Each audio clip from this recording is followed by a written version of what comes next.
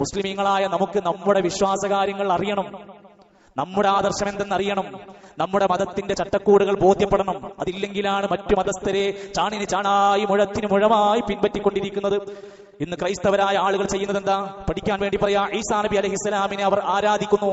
സംശയമില്ല, ഈസാ നബി അലൈഹിസ്സലാം ദൈവത്തിന്റെ പുത്രനാണെന്ന് വാദിക്കുന്നു. ത്രിയേകത്വം എന്ന പിതാവ്, പുത്രൻ, പരിശുദ്ധാത്മാവ് എന്ന തത്വത്തിൽ ഒന്നായിക്കൊണ്ട് അതിനെ വാദിക്കുന്നു.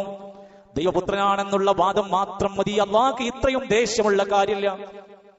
സൂറത്ത് മറിയമിൽ പറയാ, വഖാലു ഇത്തഖദർ റഹ്മാനു വലദാ, അവർ പറയാൻ തുടങ്ങി, റഹ്മാനായ റബ്ബ് മക്കളെ സ്വീകരിച്ചിട്ടുണ്ട്, റഹ്മാനായ റബ്ബിന് സന്താനുണ്ട്.